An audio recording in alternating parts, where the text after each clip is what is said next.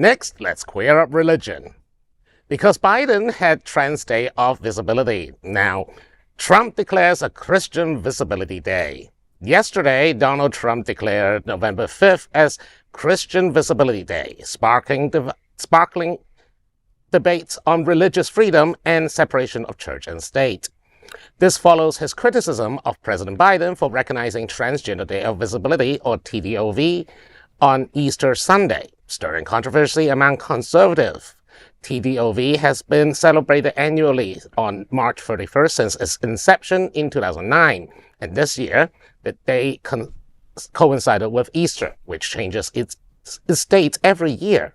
When Biden recognized Transgender Day of Visibility, Trump and his supporters alleged that Biden's administration aimed to undermine Christian traditions, despite Biden's affirmation of both events' significance.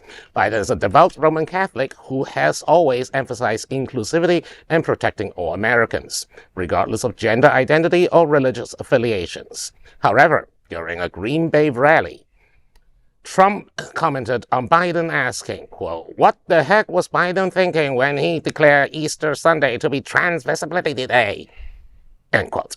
Easter Sunday rotates over 4 weeks in an annual calendar, so both falling on the same day was a misinformation conspiracy theory drummed up by Trump.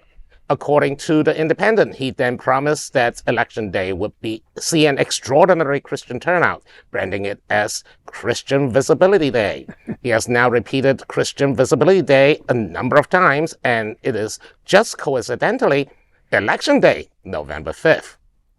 The former president's attempts to rally conservative Christian voters with such proclamations have ignited a nationwide discussion about the intersection of religion and politics in America. So, fun factoid, November 5th. It's also iFox Day. Yes, remember, the 5th of November. 5th of November. And, and also, this is probably one of the most WTF thing that ever happened in American politics.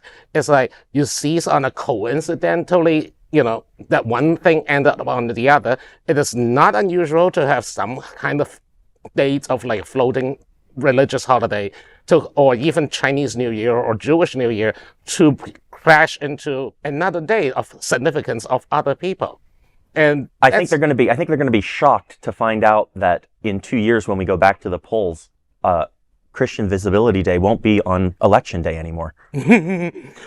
but it is also, remember, I mean, he's no longer talking about Christian conservatives. He's talking about Christian nationalism at this point.